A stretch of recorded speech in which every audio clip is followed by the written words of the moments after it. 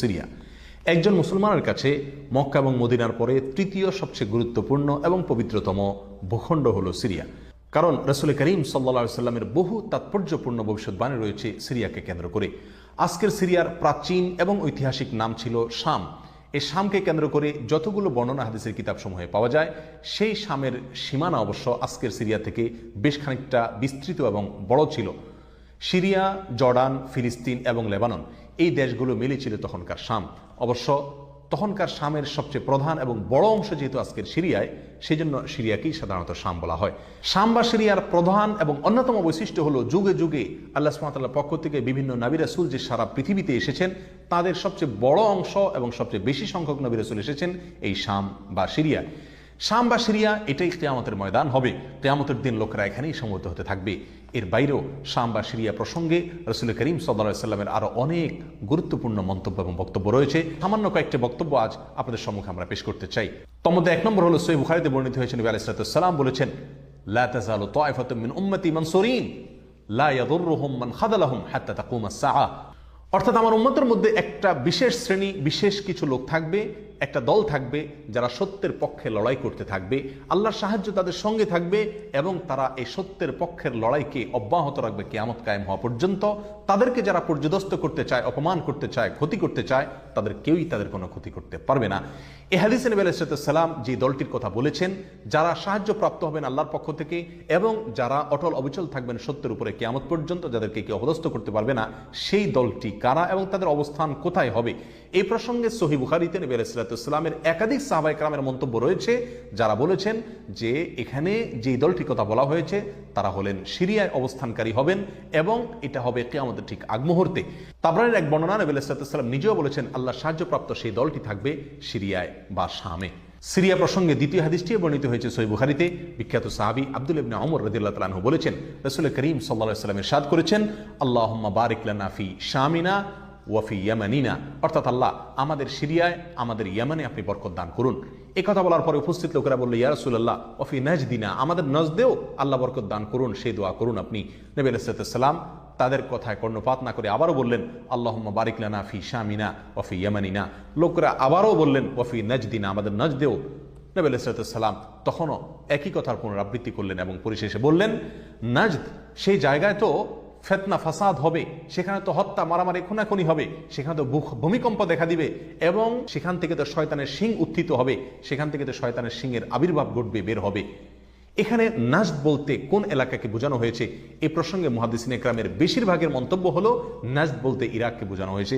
Najd বলা হয় উঁচু অঞ্চলকে, আরবের বিভিন্ন অঞ্চলকে নাজদ বলা হয়। হেজাজ এটাকেও নাজদ বলা হয়, যেটা সৌদি আরবের ভিতরে, আর ইরাককেও নাজদ বলা হয়। সহিহ বুখারীর বিশ্ববিখ্যাত ব্যাখ্যাতা আল্লামা কিরমানী রাহিমাহুল্লাহ এবং আল্লামা খাত্তাবী রাহিমাহুল্লাহ এবং আল্লামা ইবনে আব্দুল বার রাহিমাহুল্লাহ সহ অনেক বড় বড় মুহাদ্দিসিন ইকরাম এবং হাদিসবিদগণ মন্তব্য করেছেন যে হাদিসের শেষ অংশে নবী আলাইহিস সালাম যে নাজদ প্রসঙ্গে মন্তব্য করেছেন, সেখানে নাজদ বলতে ইরাককে বোঝানো হয়েছে। হাদিসের সবচেয়ে বড় সমাহার কানজুল উম্মালে আবু নাঈমে বর্ণিত নবী আলাইহিস সালামের এক হাদিসে পরিষ্কারভাবে নবী আলাইহিস সালাম নিজেই বলে দিয়েছেন এখানে নাজদ বলতে ইরাককে বোঝানো হয়েছে।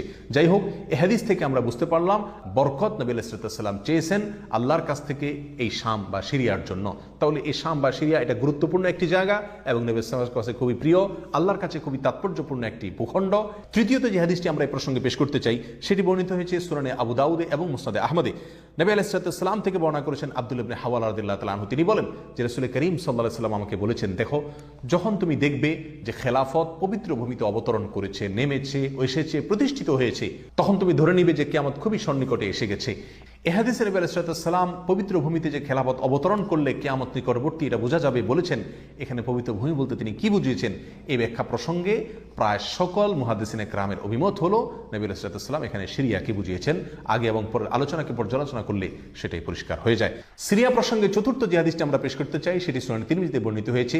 সেই হাদিস থেকে বোঝা যায় নবী আলাইহিস সালাম সিরিয়াকে গোটা মুসলিম বিশ্বের জন্য হৃৎপিণ্ড হিসেবে অভিহিত করেছেন, মন্তব্য করেছেন। তিনি বলেছেন, সিরিয়ার লোকেরা যখন খারাপ হয়ে যাবে, মন্দ এবং খারাপ দিক যখন সিরিয়ার লোকদেরকে গ্রাস করবে, ছেয়ে যাবে, তখন তোমরা ধরে নিবে পৃথিবীর কোনো জায়গায় আর কোনো ভূখণ্ডে মুসলমানদের মধ্যে আর কোনো কল্যাণ অবশিষ্ট নেই। অর্থাৎ হৃৎপিণ্ডের মতো সিরিয়ার মানুষের মধ্যে যখন পচন ধরবে তখন গোটা দেহে, গোটা মুসলিম বিশ্বের মধ্যেই পচন তার আগেই ধরে গেছে, এটা পরিষ্কারভাবে বোঝা যাবে। এ হাদিস থেকেও সিরিয়া অত্যন্ত গুরুত্বপূর্ণ ভূখণ্ড, সেটা পরিষ্কারভাবে আমরা বুঝতে পারি। সিরিয়া প্রসঙ্গে 5 নম্বর হাদিসটি বর্ণনা করেছেন আবু হুরায়রা রাদিয়াল্লাহু তাআলা আনহু, আর এটি বর্ণিত হয়েছে সুনান ইবনে মাজাহ।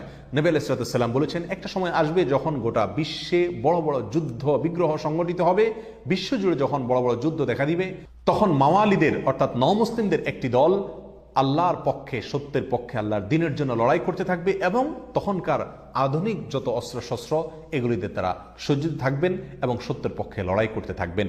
তাহলে চরম সংকটময় পরিস্থিতিতে আল্লাহ সুবহানাহু ওয়া তাআলার একটা বিশেষ সাহায্য এবং অনুগ্রহ আমরা দেখতে পাচ্ছি, আর সেটা অবতীর্ণ হবে, সেটা নাজিল হবে এই সিরিয়ার দামেস্ক নামক শহরে। নাম্বার 6, সিরিয়া প্রসঙ্গে নবী আলাইহিস সালামের আরেকটি তাৎপর্যপূর্ণ ভবিষ্যদ্বাণী রয়েছে, যেটি বর্ণিত হয়েছে সহিহ মুসলিমে। বর্ণনা করেছেন সাহাবী নওয়াস ইবনে সুমআন রাদিয়াল্লাহু তাআলা আনহু। তিনি বলেছেন, নবী আলাইহিস সালাম একবার দাজ্জাল প্রসঙ্গে দীর্ঘ এবং বিশদ আলোচনা করলেন। একটা পর্যায়ে এসে তিনি বললেন, কিয়ামতের পূর্বে আল্লাহর নবী ঈসা আলাইহিস সালাম যে আসমান থেকে অবতরণ করবেন পৃথিবীতে, তিনি অবতরণ করবেন মূলত সিরিয়ার দামেস্ক নামক শহরের, বর্তমান যে রাজধানী সেই দামেস্ক শহরের পূর্ব অঞ্চলের একটি উঁচু এবং সাদা মিনারায় তিনি অবতরণ করে দুনিয়াতে আসবেন। এসে সারা পৃথিবী জুড়ে তাণ্ডব চালানো দাজ্জালের বিরুদ্ধে তিনি লড়াই করবেন এবং সিরিয়ার এই লুদ নামক জায়গায় তিনি দাজ্জালকে হত্যা করবেন। একজন মুসলমানের কাছে যে সিরিয়ার ভূখণ্ডটি অত্যন্ত তাৎপর্যপূর্ণ তা পরিষ্কারভাবে হাদিসের মাধ্যমে ফুটে ওঠে। নাম্বার 7, তিরমিজি বর্ণিত এক হাদিসে আসছেন, নবী আলাইহিস সালাম ইরশাদ করেছেন, কিয়ামতের পূর্বে ইয়েমেনের হাজরামাউত নামক শহরে সেখানে আগ্নোৎপাত দেখা দিবে, আগ্নেয়গিরি দেখা দিবে এবং সে আগুন মানুষকে ধাওয়া করতে থাকবে।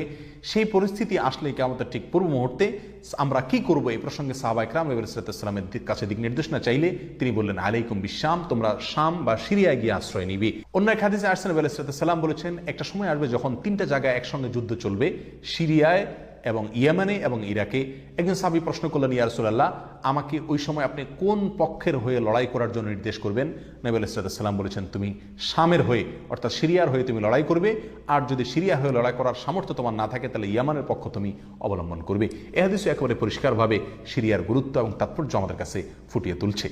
নাম্বার 8, মুসনাদ আহমদ সহ বহু হাদিসের কিতাবে বর্ণিত হয়েছে, কিয়ামতের পূর্বে যে আগ্নেয়গিরি দেখা যাবে, যে আগ্নোৎপাত দেখা দিবে, সে আগুন মানুষকে ধাওয়া করতে থাকবে এবং সারা পৃথিবীর মানুষকে ধাওয়া করতে করতে করতে একটা জায়গায় একত্রিত করবে, আর সেটি হলো সিরিয়া। নবী আলাইহিস সালামের ভাষায় আরদুল মাহশারি ওয়াল মানশার, অর্থাৎ সিরিয়াই হবে কিয়ামতের ময়দান। কিয়ামতের সময় সারা পৃথিবী থেকে মানুষ সমবেত হয়ে এই সিরিয়াতেই একত্রিত হতে থাকবে। নাম্বার 9, নবী আলাইহিস সালাম আরেক হাদিসে বলেছেন, মালায়েকাতুল্লাহি বাসিতু আজনিহাতাহুম আলা শাম, আল্লাহর ফেরেশতাগণ সিরিয়ার উপরে তাদের ডানাকে ছেয়ে আছেন অথবা ছেয়ে থাকবেন। এই হাদিস থেকেও শাম বা সিরিয়ার গুরুত্ব করে পরিষ্কারভাবে ফুটে ওঠে। নাম্বার 10, এক হাদিসে আসছেন, নবী আলাইহিস সালাম তার এক স্বপ্নের বিবরণ দিতে গিয়ে বলছেন যে, আমি একবার শুয়েছিলাম, দেখলাম আমার মাথার নিচ থেকে আল্লাহর কিতাবকে ছিনিয়ে নিয়ে যাওয়া হলো এবং সেটাকে যখন নিয়ে যাওয়া হচ্ছে আমি তাকিয়ে থাকলাম কোথায় নিয়ে যাওয়া হচ্ছে। দেখলাম যে একটা আলোক রশ্মি চলে যাচ্ছে এবং যেতে যেতে সিরিয়ার ভূমি পর্যন্ত সেটা চলে গেল এবং সেখানে গিয়ে অবতরণ করলো। এরপর নবী আলাইহিস সালাম বললেন, আলা ইন্নাল ঈমানা ইযা ওয়াকাআতিল ফিতানু বিশাম, অর্থাৎ যখন সারা পৃথিবীতে ফিতনা ফাসাদ ছেয়ে যাবে তখন ঈমানের ঠিকানা হবে সিরিয়ায়, আর ঈমানদারদের আশ্রয়স্থল হবে, শেষ ভরসা হবে সিরিয়া। সম্মানিত ভাই বন্ধুগণ, এই হাদিসগুলো থেকে পরিষ্কারভাবে ফুটে উঠলো যে মক্কা মদিনার চাইতেও ঘটনা বহুল হবে কিয়ামতের পূর্ব মুহূর্তে শাম বা সিরিয়া। এরপরে প্রশ্ন হলো, ফজর ও মাগরিবের পর ঘুমালে কি কি ক্ষতি হয়? ফজর এবং মাগরিবের পরে ঘুম ইসলামের দৃষ্টিতে কোনো প্রশংসনীয় ঘুমের সময় নয়। ফজরের সময় যদি কেউ ঘুমায়, ফজরের পর ফজর পড়ে, এতে বড় কোনো গুনাহ হবে না, কোনো গুনাহ হয়ে যাবে ব্যাপারটা সেরকম না, কিন্তু এটা অনুত্তম, অনুচিত। কারণ এই ফজরের পরের টাইমটা দোয়া কবুলের সময়, জিকিরের সময়। নবী করিম সাল্লাল্লাহু আলাইহি ওয়াসাল্লাম এসব দোয়া জিকির করতেন। একান্ত আপনার অফিসে ডিউটি আছে, রাত্রে দেরিতে শুয়েছেন কোনো কারণে, ফজরের পরে আপনার ঘুমাইতে হবে, ঘুমান। অন্তত ফজরের পরে সূর্য ওঠা পর্যন্ত অপেক্ষা করে এশাকের সালাতটা পড়ে তারপরে অন্তত ঘুম। কথা কি বুঝাইতে পারছি? নবীজি সাল্লাল্লাহু আলাইহি ওয়াসাল্লাম দোয়া করছেন, আল্লাহুম্মা বারিক লি উম্মতি ফি বুকুরিহা, আল্লাহ আমার উম্মতের জন্য সকালের সময়টাতে বরকত দিয়ে। তো আপনি ওই টাইমে যে কাজ করবেন এটাতে বরকত হবে, আমল করবেন, কোন একটা কাজ করবেন, ঘুমায় অলস সময় কাটাবেন না। যদি কোনো কারণে আপনি ঘুমায় পড়েন, শরীরটা খারাপ লাগছে বা পরে আর ঘুম আসবে না বা আপনার অফিস ডিউটি আছে, এতে বড় কোনো গুনাহ হবে না, ঘুমান। কিন্তু